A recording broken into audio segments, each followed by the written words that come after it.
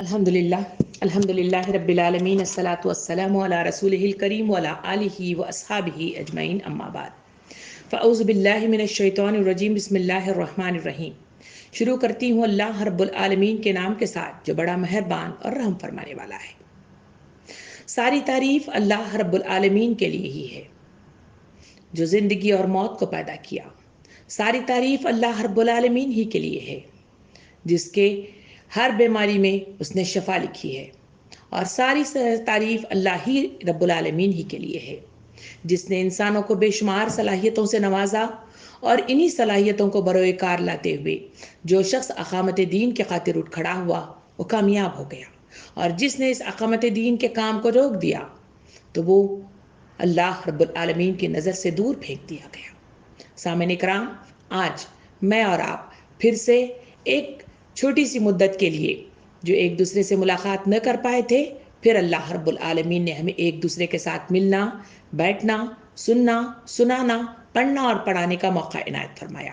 اللہ ایسے موقع ہمیں ہزاروں عطا کرے اور ہماری صحتوں کو برقرار رکھے، ہماری زبانوں کے اندر کی لکنیت اور جھجک کو دور کرے، اور ہمیں دین پر قائم رہنے والے داعی اسلام بنا کر اٹھ کھڑا کرے، آمین۔ سامعین کرام، ہم سلسلہ جو چل رہا ہے وہ ہے سورہ عنکبوت کا۔ سورہ عنکبوت کی آیت نمبر 45،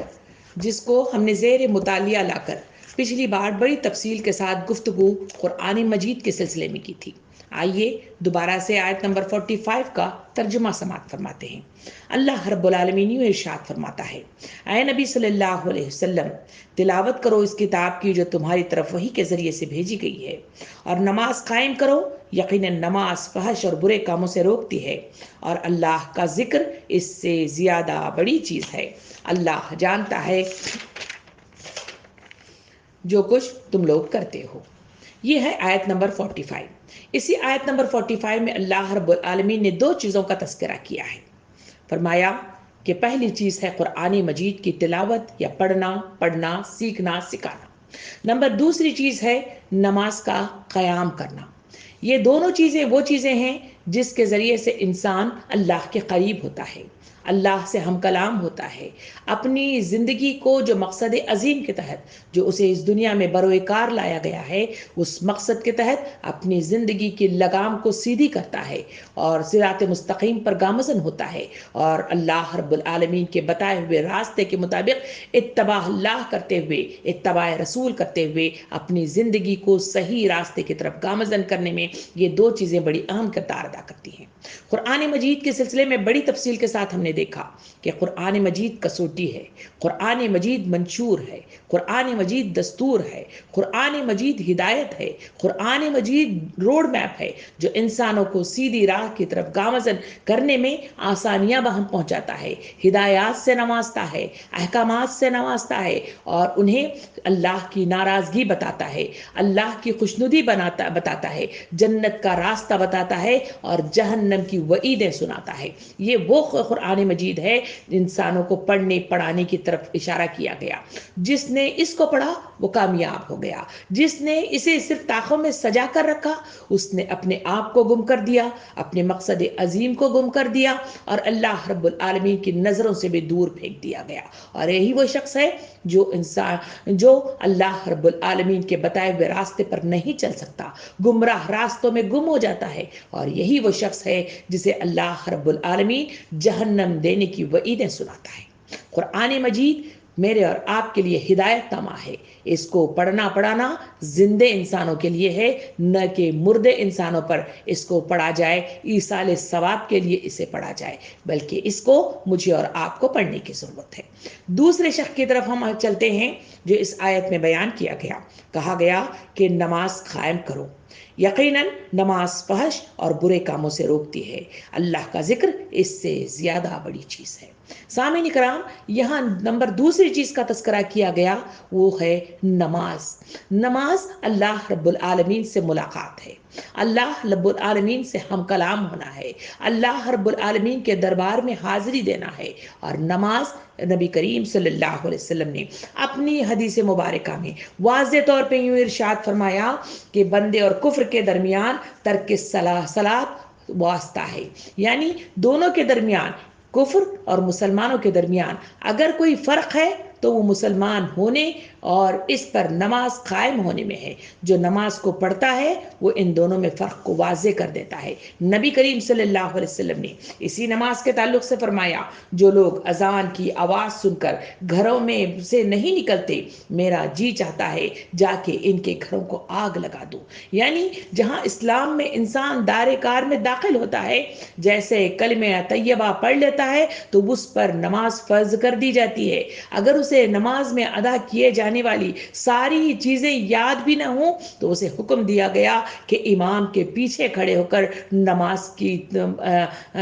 تاکید کی گئی اور نماز کو پڑھنے کا حکم دیا گیا۔ جو نماز کو ترک کرتا ہے، اللہ کے رسول صلی اللہ علیہ وسلم نے ارشاد فرمایا کہ وہ دار اسلام سے خارج کر دیا جائے گا۔ اسی وجہ سے تو نبی کریم صلی اللہ علیہ وسلم نے ارشاد فرمایا کہ بندہ اور شرک اور کفر کے درمیان ترک صلاۃ واسطہ ہے، یعنی ان دونوں کے درمیان، شرک اور اسلام کے درمیان اگر کوئی فرق ظاہر کرتا ہے تو وہ نماز ہے۔ نماز مسلمانوں پر 5 وقت نافذ کی گئی ہے، فرض کی گئی ہے۔ جو ان نمازوں کی تکمیل کے ساتھ اسے برابر وقت کے ساتھ پڑھتا ہے اور اس میں کی جانے والی ہر ادا کو خلوص اور للہیت کے ساتھ پڑھتا ہے، اس میں دوسری شرط بتائی گئی کہ وہ اللہ رب العالمین اس کو فحش کاموں سے، برے کاموں سے، اللہ کی ناراضگی والے سارے کاموں سے اور جہنم کی طرف جانے والے سارے راستوں سے اسے روک دیتا ہے۔ نماز ایک تربیت ہے جو انسانوں کو تربیت کرنے کا بہترین موقع فراہم کرتی ہے۔ سامعین کرام، نبی کریم صلی اللہ علیہ وسلم نے حدیث مبارکہ میں یوں ارشاد فرمایا کہ ہمارے اسلام قبول کرنے والے عام لوگوں کے درمیان نماز اور عہد و میثاق ہے، یعنی ہر اسلام لانے والے سے ہم نماز کا عہد لیتے ہیں جو ایمان کی خاص نشانی اور اسلام کا شعار ہے۔ بس جو کوئی نماز چھوڑے تو گویا اس نے اسلام کی راہ کو چھوڑ کر کافرانہ طریقہ اختیار کیا، یعنی نماز شرط اول ہے چاہے کسی بھی حالت میں ہو۔ اسی وجہ سے تو ہمارے سامنے یہ واضح طور پر تعلیمات آئیں کہ اگر کوئی کھڑے ہو کر نماز نہیں پڑھ سکتا تو بیٹھ کر نماز پڑھے، اگر بیٹھ کر نماز نہیں پڑھ سکتا تو لیٹ کر نماز پڑھے، اگر لیٹ کر نماز پڑھتے ہوئے مشکل ہو رہی ہے تو اشاروں میں نماز پڑھے۔ کہا گیا کہ نماز کے لیے وضو شرط اول ہے۔ کہا گیا کہ کسی بیماری کے تحت وضو کرنے میں یا پانی کے نہ ملنے کی وجہ سے اگر نماز کی ادائیگی میں خلل پیدا ہو رہا ہے تو کہا گیا کہ تیمم کر لیا جائے۔ تیمم کے کئی ایسے ذرائع ہیں جس کی بنا پر کوئی بیمار بستر مرگ پر ہے اور اس کے پاس وہ تیمم کرنے والی وہ مٹی بھی موجود نہیں ہے، تو ائمہ کرام یہ رائے دیتے ہیں کہ وہ بغیر وضو کے بھی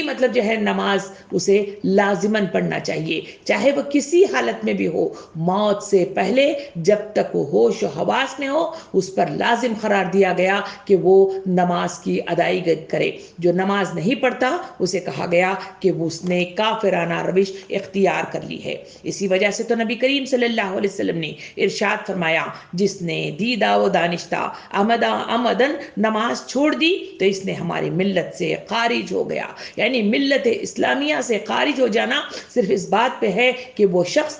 نماز کو ترک کرتا ہے۔ سامعین کرام، اتنی اہم عبادت نماز ہے۔ نماز اللہ رب العالمین سے کلام کرتی ہے۔ صحابہ کرام کا جو رویہ میرے اور آپ کے سامنے پیش کیا جاتا ہے، سیرت بتاتی ہے کہ صحابہ کرام نماز کے لیے دوڑا کرتے تھے، دور دور سے چل کر آیا کرتے تھے، نماز میں خشوع اختیار کرتے تھے، نمازوں میں اللہ سے ہم کلام ہوتے تھے، اور نماز میں پڑھی جانے والی آیات اگر وہاں اسے محسوس ہو جائے کہ وہاں پر عذابات الہی کا تذکرہ ہے تو پریشان ہو جایا کرتے تھے، اور اسی پریشانی میں کہیں رقت طاری ہو جایا کرتی تھی، اور کہیں رو رو کر ہچکی لگ جایا کرتی تھی، اور کہیں بے ہوش ہو کر گر پڑا کرتے تھے۔ سامعین کرام، نبی کریم صلی اللہ علیہ وسلم نے اسی کے تعلق سے واضح طور پر یوں ارشاد فرمایا ہے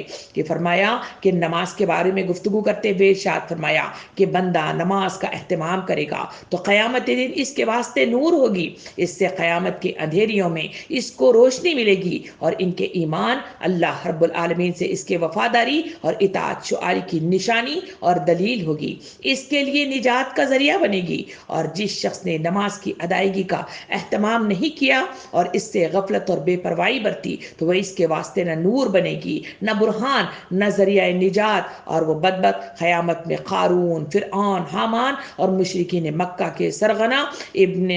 ابی بن خلف کے ساتھ ہوگا۔ سامعین اکرام، واضح طور پر یہ آیات کریمہ مجھے اور آپ کو بتاتی ہے کہ نماز پڑھنا شرط اول ہے۔ نماز انسانوں کو نور عطا کرتا ہے، نماز انسانوں کو ہدایت سے نوازتا ہے، نماز انسانوں کو راستہ سیدھا مطلب دکھاتی ہے، اور نماز اللہ رب العالمین کی خوشنودی کا ذریعہ ہے۔ اللہ رب العالمین اس نماز کے ذریعے سے اسے اس دنیا میں غفلت سے نکالتا ہے اور اس کی زندگی کو عمل صالح کرنے پر آمادہ کرتا ہے۔ اسی وجہ سے تو اس میں باقاعدہ طور پہ کہا گیا کہ نماز شرط اول ہے۔ جس نے نماز کی ادائیگی نہیں کی وہ پھر کہا گیا کہ حامان، فرعون اور وہاں مشرکین عرب اور قارون کے ساتھ انہی کے ساتھ جہنم میں پھینک دیا جائے گا۔ سامعین کرام، نماز مجھے اور آپ کو پڑھنے کی تاکید 5 وقتہ طور پر دی گئی ہے۔ ہر مسلمان جو کلمہ طیبہ پڑھتا ہے وہ نماز کی ادائیگی کرتا ہے۔ نبی کریم صلی اللہ علیہ وسلم نے ارشاد فرمایا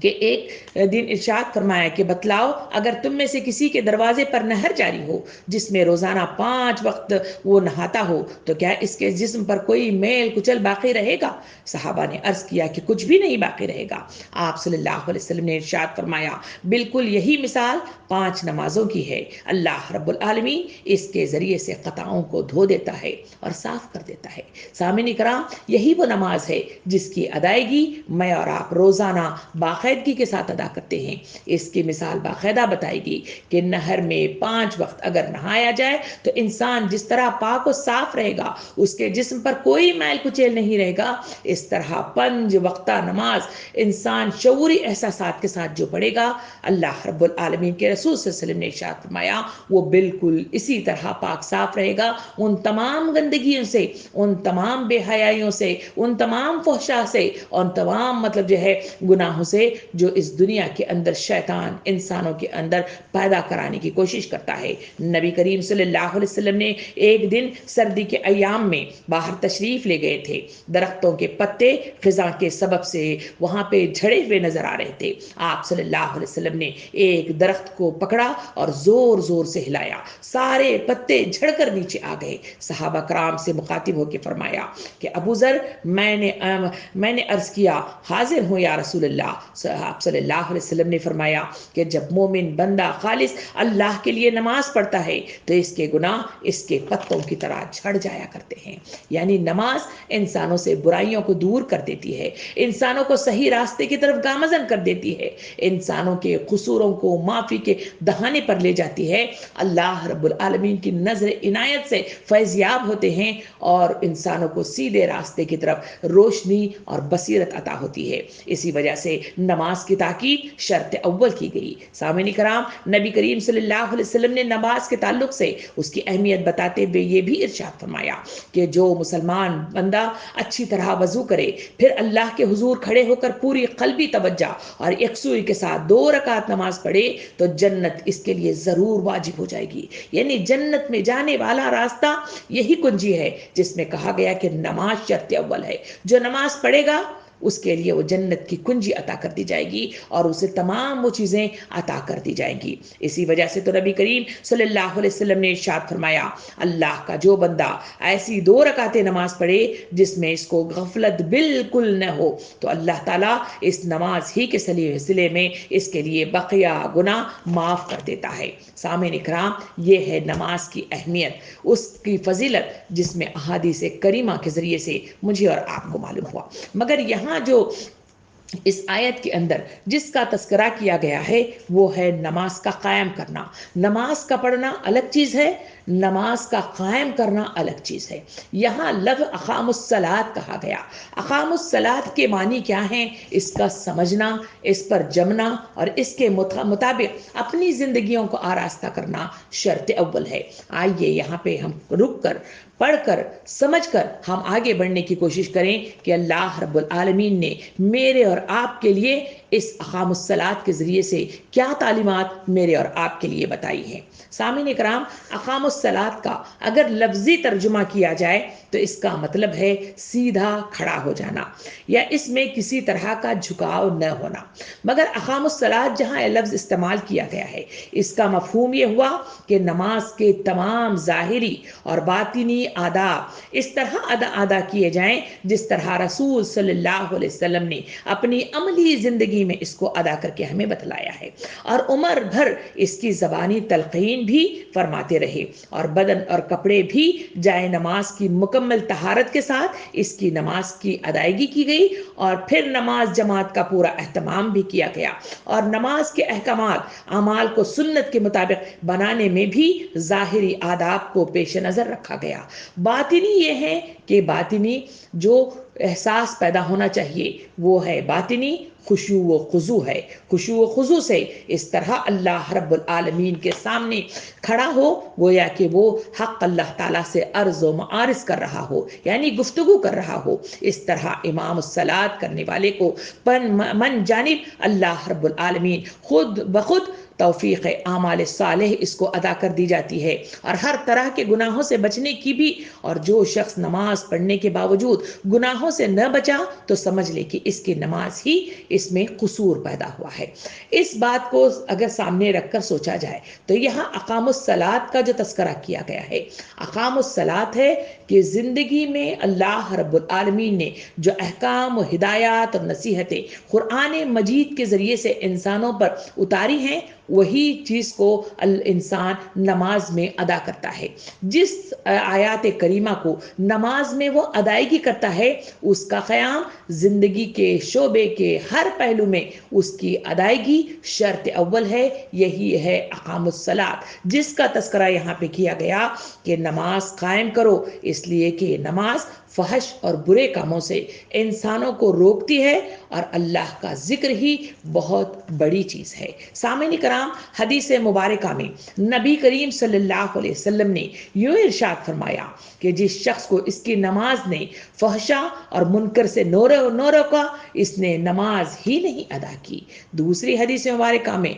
इसी बात को मुख्तलिफ अंदाज में यूँ इरशाद फरमाया कि इस शख्स की नमाज ही नहीं जिसने अपनी नमाज की इताअत नहीं की। नमाज की इताअत है फहशा और मुनकर से बाज आ जाना, यानी जो शख्स नमाज की अदायगी करता है वो बुरे कामों से रुक जाना ही इसकी सही इताअत है, इसका सही सबक है और इसकी सही अदायगी है। जो शख्स इसकी अदायगी करे मगर ज़िंदगी के किसी गोशे में वो बुराइयों से बाज न आए, गुनाहों का बार बार इर्तिकाब करता रहे, अल्लाह को नाराज़ करता रहे और अल्लाह के अहकामात को पसे पुश डालता रहे, उसमें टाल मटोल करता रहे, उसमें पीछे हटता रहे, उसमें गफलत लापरवाही बरते, तो नबी करीम सल्लल्लाहु अलैहि वसल्लम ने वाज़ेह तौर पर इरशाद फरमाया कि उसने नमाज ही अदा नहीं की। सामीन इकराम, जहाँ ये लफ्ज़ इस्तेमाल किया गया है फहशा और मुनकर, फहशा पर से अगर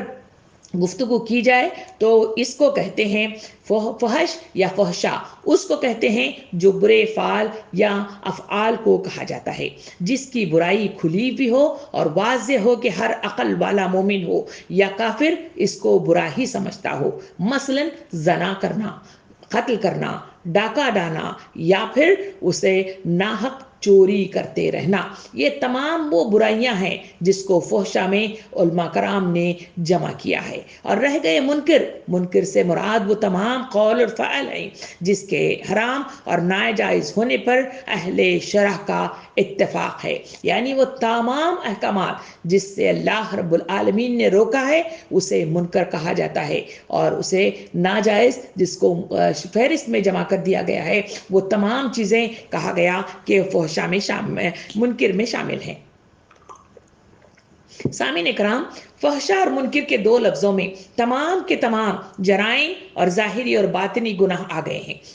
जो खुद भी फसाद ही फसाद हैं, और आमाल साले में सबसे बड़ी रुकावट भी इसी से पैदा होती है। इसी वजह से नबी करीम सल्लल्लाहु अलैहि वसल्लम ने नमाज की इताअत की बार बार तलकीन की है, और नमाज को सही शऊरी एहसासात के साथ अदा करना शर्त अव्वल करार दिया गया है। सामईन कराम, जिस नमाज की मैं और आप अदायगी करते हैं, आज मैं और आप ठहर कर गुफ्तगू करना होगा, गौर फिक्र करना होगा, एहतसाब और मुहासिबा करना होगा कि क्या ये नमाज, मेरी और आपकी नमाज, वो नमाज है जिसने मुझे और आपको बुराइयों से रोका है, जिसने मुझे और आपको वो तमाम गलतियों से रोका है जिसे अल्लाह रब्बुल आलमीन ने मना किया है। हज़रत अब्बास रज़ी अल्लाह अन्हु फरमाते हैं कि जिस शख्स की नमाज पढ़ते हुए इनके आमाल सालेह पर और मुनकरात से परहेज पर आमादा नहीं किया, तो इसे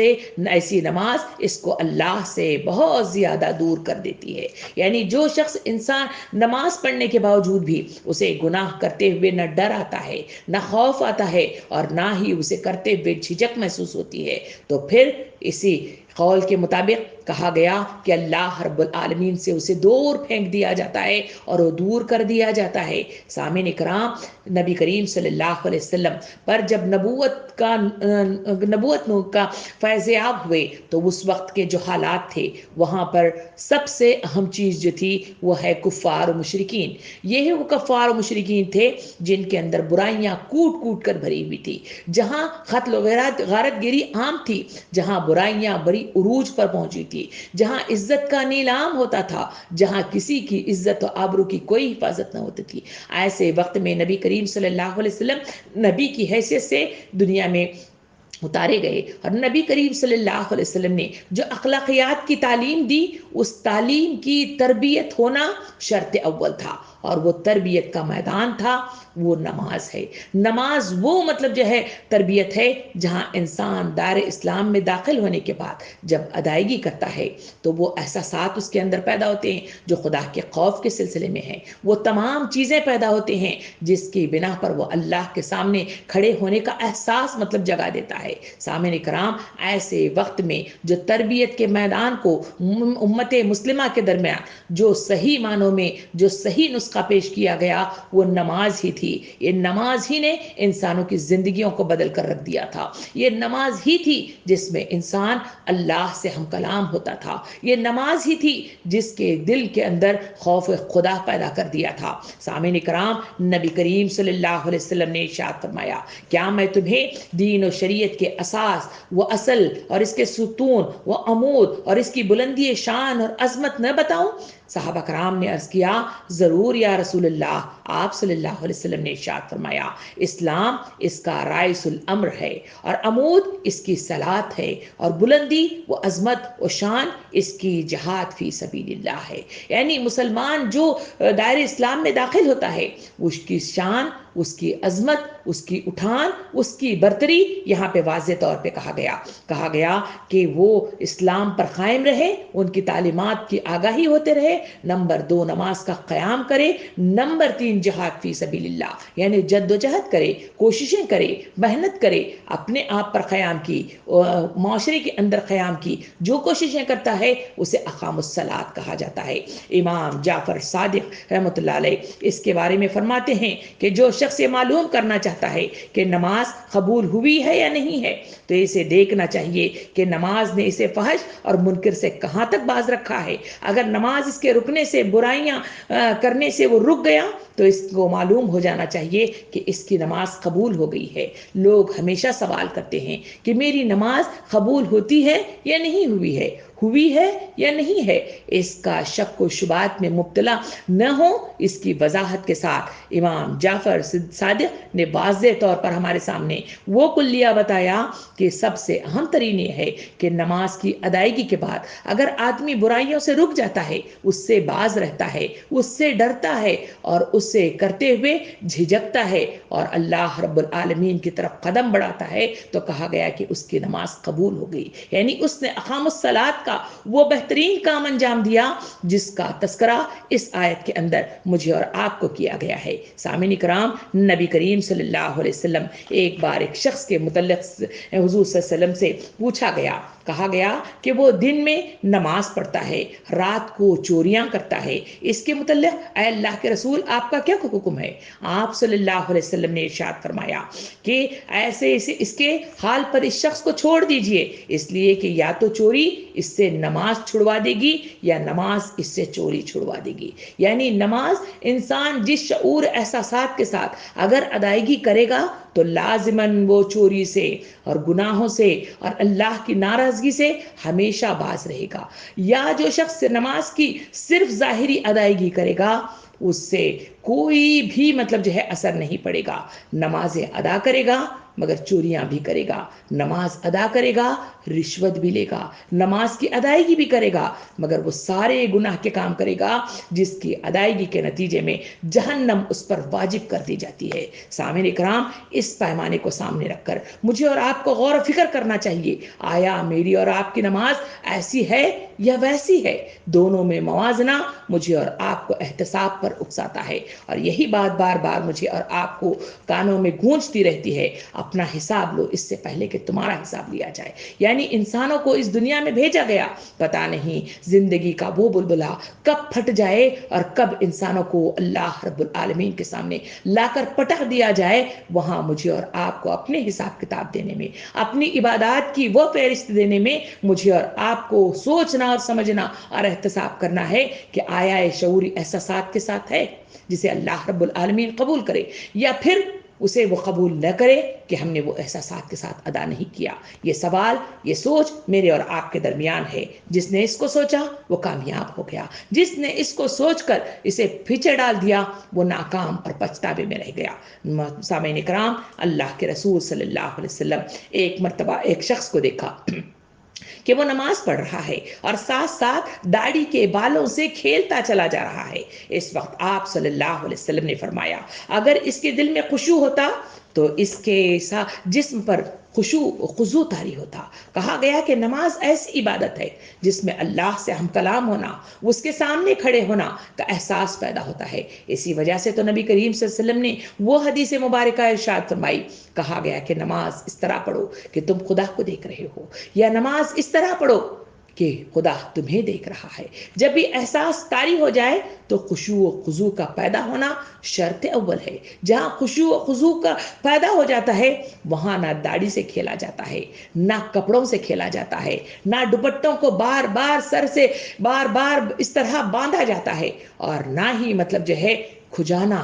اور پھر ادھر ادھر دیکھنا یا دماغوں کا ادھر ادھر ہونا ہے. آئیے ہم واقعات کی روح سے دیکھیں کہ صحابہ کرام کی زندگیوں کا کیا معاملہ تھا. جب وہ نماز کے لیے کھڑے ہو جاتے تھے تو ان کا معمول یہ ہوتا کہ ان پر وہ نماز کی جیسے ہی ادائیگی کے لیے کھڑے ہو جاتے لمبے لمبے قیام کیا کرتے تھے، اور ان قیاموں کے درمیان میں آپ پر رقت طاری ہو جایا کرتی تھی، آپ زار و خطار سے رویا کرتے تھے، اور کبھی جہاں بشارتیں آتی آپ مسکرا دیا بھی کرتے تھے، اللہ کا شکر بھی ادا کیا کرتے تھے، اور وہ احساسات کے ساتھ آپ پوری پوری رات اللہ کے آگے کھڑے ہو جایا کرتے تھے. اسی وجہ سے تو ایسی نمازوں کی ادائیگی کے نتیجے میں اللہ رب العالمین نے ان کی زندگیوں کو بدل کر رکھ دیا. صحابہ کرام جہاں مختلف قسم کی برائیوں میں مبتلا تھے، مثلا شراب کی برائی میں مبتلا تھے، اسی شراب نے اس نماز نے انہیں شراب سے دور کر دیا. جہاں وہ ڈاکہ زنی کیا کرتے تھے اس شراب نے انہیں ڈاکہ زنی سے دور کر دیا. جہاں وہ آبرو زری کیا کرتے تھے اس نماز نے انہیں اس آبرو زری سے دور کر دیا. جہاں وہ شرک میں مبتلا تھے اس نماز نے انہیں شرک سے دور کرتے ہوئے اللہ کا بندہ بنا کر کھڑا کر دیا. یہ نماز ہی ہے جس کے ذریعے سے انہیں بشارتیں میسر آئی. وہ واقعے کی طرف ہم چلیں جہاں مختلف صحابہ کرام کے واقعات ملتے ہیں. یہ جنگ کے دوران میں مختلف قسم کے تلواروں کے زخم لگ جایا کرتے تھے، تھے, کہیں تیر مطلب جو ہے ان کے جسم پہ لگ جاتا تھا, کہیں پیر پہ, کہیں ہاتھ پہ, کہیں مختلف حصوں پہ. تو اس کے جہاں آپریشنز کرنا پڑتا تھا, جہاں تیر کو نکالنا ہوتا تھا, زخموں کو داغنا ہوتا تھا, تو صحابہ کرام کہتے ہیں کہ تاریخ کے صفحات مجھے اور آپ کو بتاتے ہیں کہ وہ نماز کے لیے جب کھڑے ہو جایا کرتے تھے, یہ سارے کام طبیب انجام دیا کرتے تھے. ایک صحابی کا تذکرہ آتا ہے کہ ان کے پیر کو کاٹنا پڑا, تو اس وقت ان سے جب کاٹنے کی اجازت لی گئی تو انہوں نے کہا کہ میں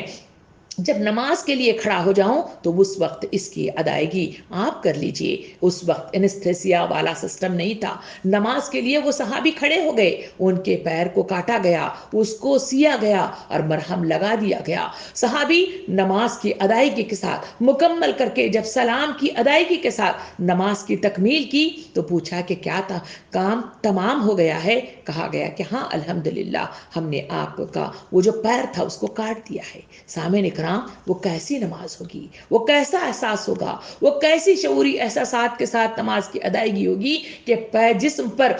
پیر کو کاٹا گیا, سیا گیا,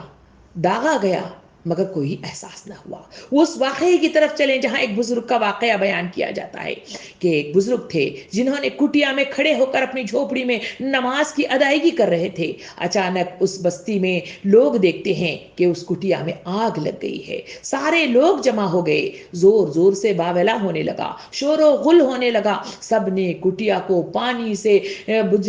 بہا بہا کر اس کٹیا کو آگ سے اسے بری کر دیا, یعنی صاف کر دیا. مگر پھر بھی کیا دیکھ رہے ہیں, اطراف میں لوگ کھڑے ہیں مگر پھر بھی دیکھ رہے ہیں کہ وہ بزرگ کھڑے ہوئے نماز کی ادائیگی کر رہے ہیں. بزرگ کی نماز کی ادائیگی تکمیل تک پہنچی تو جب سلام پھیرا تو وہ دیکھتے ہیں کہ چھت پر کٹیا کا چھت نہیں ہے, اطراف میں لوگ کھڑے ہوئے ہیں. تو پریشان ہو کر پوچھا کہ کیا ہو گیا ہے. تمام لوگوں نے ایک جستہ کہا کہ صاحب آپ کے کٹیا میں آگ لگ گئی تھی, ہم نے اس کو بجھا دیا. تو پھر لوگوں نے پوچھا کہ بزرگ کیا آپ کو اس کا احساس نہیں ہوا؟ ہم دیکھ رہے ہیں کہ آپ نماز میں کھڑے ہوئے آپ اللہ سے ہم کلام ہی کیے چلے جا رہے ہیں. اس صاحب کا جواب, اس بزرگ کا جواب میرے اور آپ کے ایمان کو بڑھانے کے لیے کافی ہے. اس بزرگ نے کہا میں اللہ سے کلام کر رہا تھا, میں اللہ سے ملاقات کر رہا تھا, مجھے کیا پتا کہ کہاں آگ لگی, کہاں شور ہوا, کہاں کیا بجھا اور کہاں کیا ہوا. اللہ اکبر. یہ ہے وہ احساسات جس کی ادائیگی کے لیے اللہ رب العالمین کے رسول صلی اللہ علیہ وسلم نے وہی بات ارشاد فرمائی, نماز اس طرح پڑھو جیسے تم خدا کو دیکھ رہے ہو, یا نماز اس طرح پڑھو کہ وہ تمہیں دیکھ رہا ہے. یہ وہ احساسات ہیں جس کے نتیجے ہی میں نبی کریم صلی اللہ علیہ وسلم کا رویہ میرے اور آپ کے سامنے آتا ہے. جہاں سورہ بقرہ اور سورہ آل عمران آپ رات کی نمازوں میں تہجد میں پڑھا کرتے تھے اور آپ کے پیروں پہ ورم آ جایا کرتا تھا, آپ غش کھا کے گرا کرتے تھے, آپ رو رو کر ہچکیاں بن جاتی تھی, اور آپ کا وہ احساس وہ نماز کی شعوری احساسات کے ساتھ ادائیگی ہے جو مجھے اور آپ کو بار بار سبق دے رہا ہے کہ اپنی نمازوں کی حفاظت کرو, اس نماز کی نگہبانی کرو اور اس کو صحیح ادائیگی کے ساتھ اس کی تکمیل کرو. تبھی کہیں جا کر معاشرے کے اندر سے برائیاں مٹیں گی, نفس کے اندر سے برائیاں مٹیں گی, شیطان کے بہکاوے سے دور ہو جائیں گے, اور اللہ رب العالمین کے جنت والے راستے کی طرف انسانوں کا چلنا آسان سے آسان ہوتا چلا جائے گا. سامعین کرام, حضرت عبداللہ رضی اللہ عنہ نے سے کسی نے پوچھا کہ فلاں شخص بڑی لمبی لمبی نمازیں پڑھتا ہے, تو آپ صلی اللہ علیہ وسلم نے فرمایا کہ نماز اسے نفع دیتی ہے جو اس کا کہا مانے گا. کتنی پیاری بات فرمائی. کہا گیا کہ نماز حقیقت میں وہ ستون ہے جو دین کا پلر کی حیثیت سے کھڑا ہوا ہے. نبی کریم صلی اللہ علیہ وسلم کی حدیث مبارکہ کے مطابق کہ جو نماز کو ڈھایا اس نے دین کو ڈھا دیا. بحیثیت مسلمان میرا نام مسلمان ہو, میں مطلب جو ہے بحیثیت مسلمان میں وراثت میں وہی حصہ پاتی ہوں جو اسلام کی حیثیت سے مجھے میسر آتا ہے. مگر ادائیگی نماز اگر وہ صحیح طریقے سے نہ ہو تو یقین جانیے کہ میرا اور آپ کا ایمان کیا ہے, میرا اور آپ کا اسلام کیا ہے, میرا اور آپ کا دین پر قیام کیا کیا ہے, میرا اور آپ کا مسلمان رہنا کیا ہے, یہ سوال مجھے اور آپ کو یہ آیات کریمہ یا احادیث کریمہ بار بار پوچھ رہی ہے. اپنے نفس سے ہم بار بار پوچھیں کہ کیا یہ جو کام کر رہے ہیں, جو نمازیں ادائیگی کر رہے ہیں, کیا شعوری احساسات کے ساتھ ہیں؟ اگر ہیں تو اللہ کا شکر ادا کیجئے, اس میں اور خشوع و خضوع پیدا کیجئے, اور اگر نہیں ہے تو نمازوں کی حفاظت شرط اول ہے. اسی کے نتیجے میں نماز کا قیام منظر عام پر آتا ہے, اور نماز کا قیام یہ ہے کہ زندگی کے ہر شعبے میں انسان اللہ سے ڈر کر اپنی زندگی کو بروئے کار لاتا ہے, اللہ سے ڈر کر وہ تمام مطلب جو ہے کام انجام دیتا ہے جو اس کے لیے بے شک زخم کھانا پڑے, نقصان اٹھانا پڑے, اور اس دنیا سے اسے شہید کر دیا جائے, یا پھر اس دنیا کے اندر اسے ظلم و ستم مطلب ڈھایا جائے, تب بھی وہ اس احکامات کے مطابق زندگی بسر کرے گا. تبھی کہیں جا کر وہ اللہ کے دربار میں اور اس دنیا میں سرخرو ہوتا ہوا چلا جائے گا. سامعین کرام, حضرت ابو عالیہ رحمۃ اللہ علیہ فرماتے ہیں کہ نماز میں 3 چیزیں ہیں. نمبر 1 یہ ہے کہ وہ خشوع و اخلاص ہونا چاہیے. نمبر 2 ہے خوف الہی ہونا چاہیے. نمبر 3 ہے ذکر اللہ ہونا چاہیے. وہ فرماتے ہیں کہ اخلاص سے تو انسان نیک ہو جاتا ہے, اور خوف اللہ سے انسان گناہوں کو چھوڑ دیتا ہے, اور ذکر اللہ یعنی قرآن اسے بھلائی برائی بتا دیتا ہے, جو وہ حکم بھی کرتا ہے اور منع بھی کرتا ہے. یعنی یہ پیاری سی باتیں مجھے اور آپ کو کوٹیشن کے ساتھ واضح طور پر مجھے اور آپ کو سوچنے پر مجبور کر رہی ہیں کہ نماز 3 حصوں پر مشتمل ہے, اور یہ 3 حصے جب تک ادائیگی صحیح طریقے سے ادا نہ ہو جائے تو وہ نماز کا نہ حاصل ہوگا, نہ نماز کے ذریعے سے فائدے حاصل ہوں گے, اور نماز کے ذریعے سے وہ قیام بھی حاصل نہیں ہوگا. اور وہ خلوص اور اخلاص, خوف خدا, اور تیسرا ہے ذکر اللہ. سامعین کرام, حضور صلی اللہ علیہ وسلم کے پاس حضرت عبداللہ بن مسعود رضی اللہ عنہ ایک بار آئے, اور انہوں نے رسول صلی اللہ علیہ وسلم سے پوچھا, فرمایا کہ اے اللہ کے رسول صلی اللہ علیہ وسلم, اللہ کے نزدیک سب سے زیادہ محبوب عمل کون سا عمل ہے؟ آپ صلی اللہ علیہ وسلم نے ارشاد فرمایا کہ نماز, اس کو وقت پر ادائیگی ادا کرو. نبی صلی اللہ علیہ وسلم نے ارشاد فرمایا کہ خدا رب العالمین نے 5 نمازیں فرض کی ہیں. جس شخص کو ان نمازوں کو اس کے مقررہ وقت پر اچھی طرح وضو کر کے خشوع و خضوع کے ساتھ ادائیگی کیا تو اللہ رب العالمین کا یہ حق ہے کہ وہ اس کو بخش دے, اور جس نے ان نمازوں میں کوتاہی کی تو خدا پر اس کی مغفرت اور نجات کی کوئی ذمہ داری نہیں ہے, چاہے تو وہ عذاب دے چاہے تو وہ بخش دے. سوال میرے اور آپ کے درمیان ہے. کہا گیا کہ نماز قبول ہونا اس وقت ہے جب آدمی صحیح خشوع و خضوع کے ساتھ اس کا قیام کرے, ڈر اور خوف کے ساتھ اس کی ادائیگی کرے, تبھی کہیں جا کر زندگی کے ہر معاملے میں کوئی وہ کام جو اللہ رب العالمین نے منع کیا ہے, وہ کام جو ناجائز حدوں میں آتے ہیں, وہ کام جو حرام کے حدود میں آتے ہیں, وہ کام جو جہنم کی طرف گھسیٹ کر لے جاتے ہیں, اس کے کام کی ادائیگی میں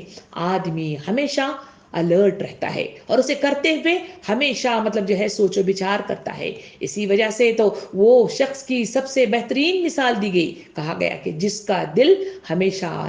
نماز میں اٹکا ہوتا ہے, مسجدوں میں اٹکا ہوتا ہے, یہی وہ نماز ہے جس میں انسان اپنی صحیح روش کو سیدھی کرتا ہے, اپنی لگام کو سیدھی کرتا ہے, اور اپنے راستے کو صحیح راستے کی طرف گامزن کرتے ہوئے, صحیح ڈرائیونگ کرتے ہوئے منزل مقصود تک پہنچنے کا وہ راستہ پا لیتا ہے. سامعین کرام, نبی کریم صلی اللہ علیہ وسلم نے جہاں مختلف نصیحتیں فرمائی, یہ بھی نصیحت فرمائی کہ جو شخص نماز کو اچھی طرح ادا کرتا ہے, نماز اس کو دعائیں دیتی ہے کہ خدا اس طرح تیری بھی حفاظت کرے جس طرح تو نے میری حفاظت فرمائی ہے. یعنی نماز کے سلسلے میں جہاں یہ بات بتائی گئی کہ میرے اور آپ کے لیے وہ دعائیں دیتی ہے, وہ دوسری حدیث مبارکہ میں یہ بھی ارشاد فرمایا کہ نماز قیامت کے میدان میں جہاں انسانوں کے نامہ اعمال تولے جاتے رہتے ہیں, وہاں نماز گواہی کے طور پر حاضر ہوگی, اور گواہ بن کر کھڑی ہو جائے گی, اور گواہی دے گی کہ اے اللہ اس نے راتوں کو تیری خاطر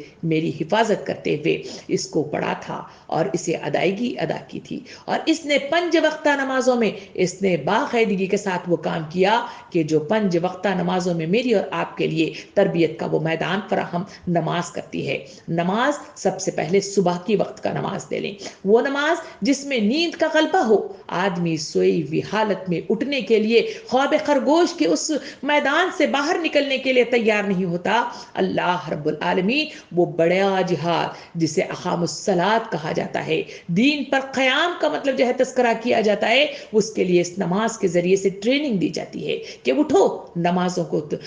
پڑھنے کے لیے اپنی نیندوں کو ترک کرو۔ اس لیے کہا گیا الصلاۃ خیر من النوم، نماز نیند سے بہتر ہے، اٹھو۔ یہی وہ پکار ہے جو صدا مارننگ یعنی صبح کے اوقات میں اذانوں کے ذریعے سے انسانوں کو سنائی جاتی ہے۔ یہی وہ ٹریننگ ہے جس میں انسان اپنے آپ کو تیار کر لیتا ہے۔ دوسرا ظہر کا وقت وہ لے لے جہاں بھوک کی وجہ سے آدمی نڈھال سا ہوتا ہے اور اپنی تکو دو کرتے ہوئے جہاں وہ بھاگ دوڑ کر رہا ہے، اس سے تھکا ہارا وہ بیٹھ کر کھانا پینا چاہتا ہے، ایسے وقت میں ظہر کی پکار آتی ہے۔ یہ وہ وقت ہے جہاں انسانوں کو یہ تربیت دی جاتی ہے کہ لوگوں سارے کاموں کے مقابلے میں اللہ کی پکار پر لبیک کہتے ہوئے آنا، یہی وہ تربیت ہے جو اقام الصلاۃ میں صبر والی ہمت پیدا کراتی ہے، صبر والی کیفیت پیدا کراتی ہے اور زبردست طاقت ایمان میں پیدا کراتی ہے۔ اور نمبر تیسری نماز کی طرف اگر ہم چل کر دیکھیں، وہ ہے عصر کی نماز۔ عصر کی نماز کا وہ وقت ہے جہاں انسان خلولا لیتا ہے، یعنی تھوڑی دیر مطلب جو ہے آرام لینا چاہتا ہے، کیونکہ دن بھر وہ تکو دو کرتا رہا، کوششیں کرتا رہا، دوڑتا پھرتا رہا، اس لیے تھکا ہرا ہے۔ ایسے وقت میں بھی اسے پکارا جاتا ہے کہ نماز شرط اول ہے، اٹھو، اللہ کی پکار پر جھک جاؤ، اللہ کے اس احکام کے مطابق اس کے بلائے پر لبیک کہتے ہوئے آؤ۔ اور یہی وہ ٹریننگ ہے جو انسان سارے کاموں کو ترک کرتے ہوئے وہاں پہ وہ دوڑا دوڑا چلا جاتا ہے۔ مغرب کا وقت لے لے، وہی وہ مغرب کا وقت جہاں پہ انسان پھر سے مطلب جو ہے وہی وہ غنودگی کی کیفیت، آرام کی کیفیت، اسی میں بھی مطلب پکارا جاتا ہے کہ اٹھو، نماز کی ادائیگی کرو۔ عشاء کے وقت کو لے لے، جہاں پھر انسان جس پر نیند کا غلبہ طاری ہو جائے، جہاں سونے کے لیے بسترے تیار ہو، نرم گدے انسانوں کو دعوت دے رہے ہوں، ایسے وقت میں بھی پکارا جاتا ہے کہ اس اندھیرے میں بھی اللہ کی طرف رجوع کرو، اس کے آگے جھک جاؤ۔ اور اسے اللہ رب العالمین ان 5 وقتہ نمازوں کے ذریعے سے انسانوں کو ٹریننگ دیتا ہے، اور وہ ٹریننگ ہے ایک بڑے جہاد کی، اور وہ جہاد ہے اقام الصلاۃ، یعنی اللہ کے دین کو اللہ کے سرزمین پہ نافذ کرنا کوئی آسان کام نہیں ہے۔ یہ شہادت گہ الفت میں قدم رکھنا ہے، یہ شہادت گہ الفت پہ قدم رکھنا ہے۔ لوگ آسان سمجھتے ہیں مسلمان ہونا، سامعین کرام، مسلمان ہونا اتنا آسان نہیں ہے۔ اس کے لیے انسانوں کو وہ اقام الصلاۃ قائم کرنے کے لیے، زندگی کے ہر شعبے میں اللہ کے بتائے ہوئے احکامات کو نفاذ کے لیے، اور شیطان کے دھوکہ بازیوں سے بچنے کے لیے، اور اس کے بچھائے ہوئے تمام رنگین مغناطیسی قوتوں والے جال سے اپنے آپ کو رہا کرنے کے لیے شرط اول ہے ایک استقامت والی مطلب جو ہے قوت جو ایمانوں کے اندر پیدا ہوتی ہے۔ اور وہ ایمان والی کیفیت اگر کسی کے دل کے اندر پیدا ہو سکتی ہے، کسی کے جسم میں پیدا ہو سکتی ہے، کسی نفس اور خواہشات میں پیدا ہو سکتی ہے، تو وہ نماز ہے جو انسانوں کو تمام کام کرنے پر اسے اکساتی ہے، اسے تربیت دیتی ہے، اسے ماڈل بناتی ہے، اسے اللہ کی پکار پر لبیک کہنے کا احساس پیدا کراتی ہے۔ وہ تمام دنیائی کیفیات جو اسے بار بار پکار کر کہیں مطلب جو ہے بچے پکارتے ہیں، کہیں کام پکارتا ہے، کہیں نیند پکارتی ہے، کہیں بزنس پکارتا ہے، کہیں دل کی خواہشات پکارتی ہے، ان تمام کاموں کے درمیان میں اللہ کی پکار پر کھڑے ہو جانا وہ مطلب جو ہے صدا ہے جو انسانوں میں قوت پیدا کراتا ہے۔ سامعین اکرام، حضرت عائشہ رضی اللہ عنہ سے جب پوچھا گیا کہ حضور کریم صلی اللہ علیہ وسلم کا گھر کا ماحول کیسا تھا، تو وہ کہتے ہیں کہ نبی کریم صلی اللہ علیہ وسلم میرے ساتھ سودا لا کر دیتے ہیں، اپنے کپڑوں پر वो पहबंद लगाते हैं, मेरे साथ चूल्हा चक्की में वो मदद किया करते हैं, मगर सिर्फ एक वक्त में, जब अजान की आवाज आ जाए तो वो उससे तमाम कामों से ऐसे बेगाना हो जाते हैं जैसे उनसे कोई वास्ता ही नहीं है। और नबी करीम सल्लल्लाहु अलैहि वसल्लम के सिलसिले में ये भी हजरत आयशा रज़ी अल्लाह अन्हा ने इरशाद फरमाया कि रात के औकात में जब आप क़याम करते और जहां पैरों पर वरम आ जाया करता था, जहां आप पर गशी तारी हो जाया करती थी, जहां आप सिसक सिसक कर इतना बेकरार होकर रोया करते थे, तो हजरत आयशा रज़ी अल्लाह अन्हा परेशान होकर एक बार हुजूर सल्लल्लाहु अलैहि वसल्लम से मुखातिब होकर कहने लगी, अल्लाह के रसूल सल्लल्लाहु अलैहि वसल्लम, आप इतनी मशक्कत क्यों किया करते हैं, आप इतना क्यों रोते हैं, आप इतनी मेहनत क्यों किया करते हैं, आप तो अल्लाह के नबी हैं और आपको अल्लाह रब्बुल आलमीन जरूर जन्नत में आपको जरूर दाखिल करेगा। उस वक्त अल्लाह के रसूल की वो बात मेरे और आपके ईमानों को जला बख्शती है, मेरे और आपकी ईमानों को तक़वियत देती है और मुझे और आपको आगे बढ़ने का वो मतलब रास्ता बताती है। आप सल्लल्लाहु अलैहि वसल्लम ने इरशाद फरमाया, आयशा क्या तुम नहीं चाहती कि मैं अल्लाह का बरगजीदा बंदा बनूं? ये वो सदा है जो आदमी को नमाज पर उकसाती है, उसके खड़े होने पर उकसाती है, उसके क़याम पर उकसाती है, उसमें शऊरी एहसासात को पैदा कराने का शऊर पैदा कराती है और सोचने समझने की सलाहियत पैदा कराती है। यही वो चीज़ है जो इस आयत में कही गई कि वहाँ वो नमाज गवाही देगी, नमाज इंसानों के लिए दुआ करती है। दूसरी तरफ नबी करीम सल्लल्लाहु अलैहि वसल्लम ने अपने हदीस मुबारका में यूं इरशाद फरमाया कि हर नमाज के वक्त में अल्लाह का एक फरिश्ता मनादी लगाया करता है, यानी आवाज देता है, कहता है कि ऐ आदम के बेटो, जो आग तुमने भड़काई है उसे बुझाने के लिए उठो। यानी बार बार यही वो 5 वक्ता नमाजों की ट्रेनिंग है जिसमें सदा इस फरिश्ते ने लगाई कि ऐ आदम के बेटे उठो और खड़े हो जाओ, जिसकी तुमने आग भड़काई है। यानी आग भड़काना ईमान की तक़वियत होना, ये आग का भड़काना अल्लाह के अहकामात के निफाज के लिए तैयार हो जाना, आग का भड़काना अल्लाह के रास्ते की तरफ गामज़न हो जाना,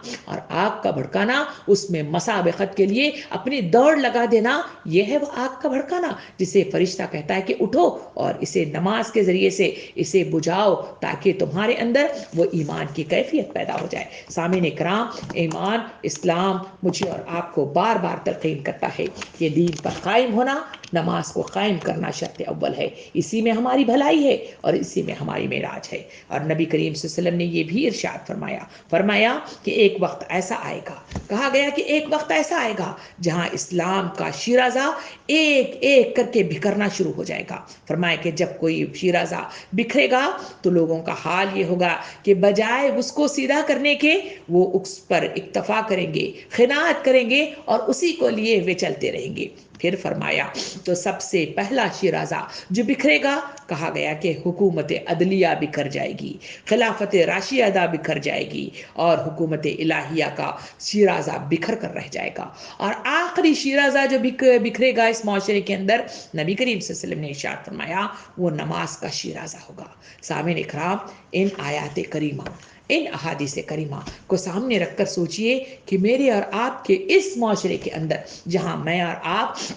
रह रहे हैं, मेरे और आपके दीन का क़याम क्या है, माशरे की हालत क्या है, यहाँ इस नमाज का क़याम क्या है, यहाँ मुख्तलिफ वो तमाम मतलब जो है चीज़ें जिसमें कहा गया कि शिराजा बिखर कर रह गया है, तो क्या वाक़यतन वो सारा का सारा बिखर गया है, जहाँ लोग मतलब जो है दीन पर इक्तफ़ा मतलब जो है इन्हीं चीज़ों पर कर कर बैठे हैं, जहाँ पर उनके लिए तक़ोदो करना क्या मतलब जो है उनके लिए ज़रूरी नहीं हुआ है। सवाल और ये माशरा मेरे और आपके सामने रखा गया है। इस माशरे की मतलब जो है अक्कासी करते हुए इन मसाजिद का हम ख्याल रख के देखें, जहाँ मस्जिदें खाली क्यों नज़र आती हैं, जहाँ नमाजों के क़याम के लिए मुअज्जिन की पुकार मुझे और आपको क्यों नहीं उजागर करती, मुझे और आपको क्यों नहीं उठाती, मैं और आप वो क्यों माँ नहीं बनते जो माँओं का तस्करा किया जाता है कि वो अपने बच्चों को तैयार करके खुद अपने साथ लिए हुए मस्जिद को दाखिल हो जाया करती थी। वो माएँ कहाँ मतलब जो है सो गई हैं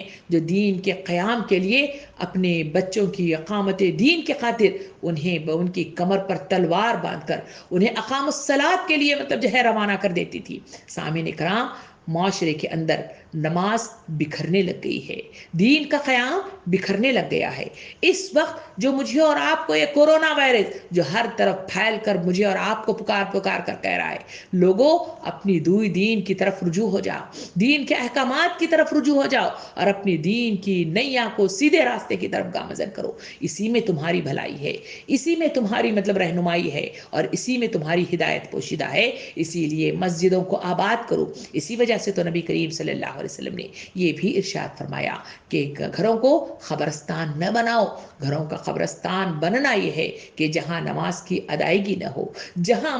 قرآن کی ادائیگی نہ ہو۔ اسی وجہ سے تو خواتین کو حکم دیا گیا کہ ماں بحیثیت ماں کہا گیا کہ بچہ جب 7 سال کا ہو جائے تو اسے نماز کے لیے ڈانٹو، اسے بھیجو۔ اگر وہ 10 سال ہو جائے پھر بھی وہ ادائیگی نہ کرنے لگو تو انہیں مار سکتے ہیں اور ان کو زبردستی نماز کے قیام کی کوششیں کر سکتے ہیں۔ سامعین اکرام، یہ وہ احکامات ہیں جو مجھے اور آپ کو بار بار اشارہ کر رہی ہیں کہ صحیح معنوں میں صحیح تزکیہ اسی میں چھپا ہوا ہے، اور مجھے اور آپ کو یہی چیز بہترین انداز میں ادائیگی شرط اول ہے۔ اسی وجہ سے جو چیز ان اعمال اور دوسرے افعال سے ممتاز رکھتی ہے وہ ہے نماز، جو انسانوں کو تہذیب اخلاق، تزکیہ اور تصفیہ اور روح کا ایک بہترین ذریعہ بنا دیتی ہے، اور وہ ہے ایمان کی قوت۔ یہ نماز ہی کے ذریعے سے پیدا ہوتی ہے۔ نماز ہی رکوع و سجود اور قیام اور قعود کو نماز بناتا ہے، اور وہی فاقے کو روزے میں تبدیل کرتا ہے،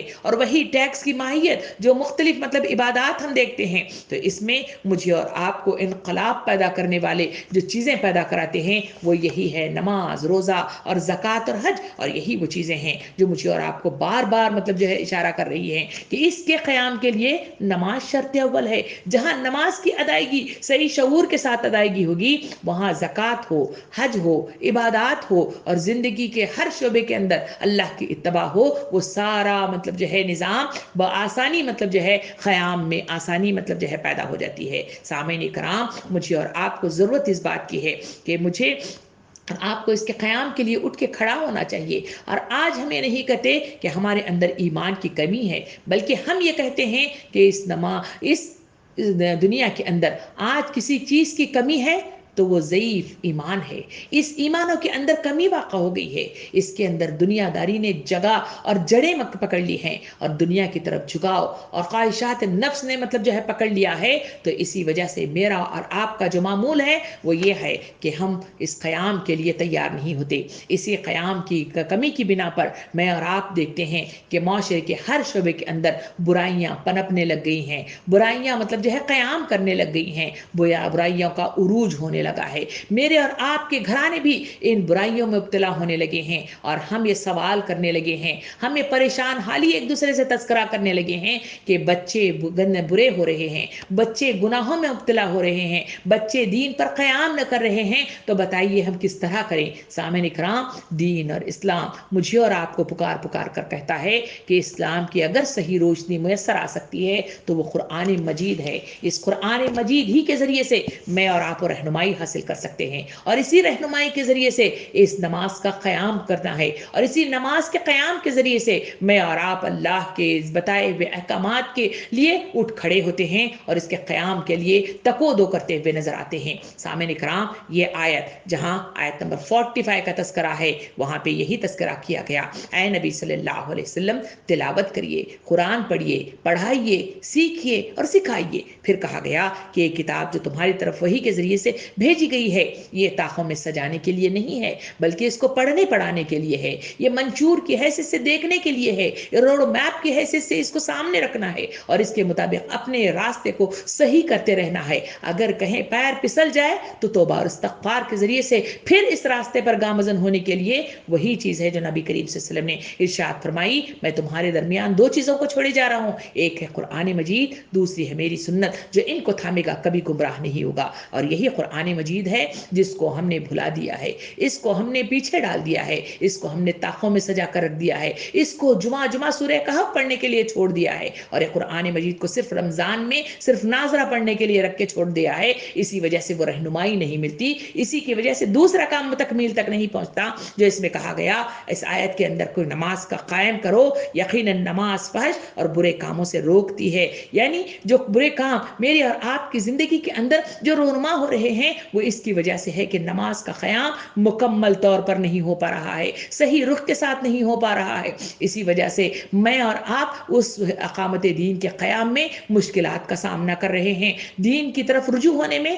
مشکلات کا سامنا پیش آ رہا ہے، اللہ کی طرف آگے بڑھتے ہوئے قدم ہمیشہ پیچھے ہٹتے ہوئے نظر آ رہے ہیں، اور اسی وجہ سے اللہ رب العالمین میرے اور آپ پر وہ کورونا وائرس کے ذریعے سے رجوع اللہ کا راستہ آسان کرنے کی کوشش کر رہا ہے، مگر پھر بھی ہم ہیں کیا آنکھیں بند کیے ہوئے ان تمام کاموں کی تکمیل صرف جو ہے طوطا مینا کی رٹے کی طرح ہم ادائیگی کرتے ہیں۔ نماز تو بے شک ہم پڑھتے ہیں، مگر نماز میں ہم نے کیا پڑھا ہے ہمیں نہیں معلوم۔ اس لیے سوال میں اور آپ کرتے ہیں کہ نماز 2 رکعت ہوئی یا 3 رکعت ہوئی یا 4 رکعت ہوئی، پتہ ہی نہ چلا۔ اور سوال یہ بھی پوچھتے ہیں کہ نماز میں ہم نے سورہ پڑھا یا نہیں پڑھا، تو کیا کرنا چاہیے؟ یہ وہ جو ہے غیر شعوری احساسات کے ساتھ ادائیگی کی نماز ہے جس کی بنا پر نہ میں اور آپ منکر سے رک سکتے ہیں، نہ میں اور آپ فحشا سے رک سکتے ہیں، نہ میں اور آپ گناہوں سے رک سکتے ہیں، نہ میں اور آپ جو ہے احکامات کے نفاذ میں آگے بڑھ سکتے ہیں۔ سامعین کرام، یہ آیت مجھے اور آپ کو پکار کر کہہ رہی ہے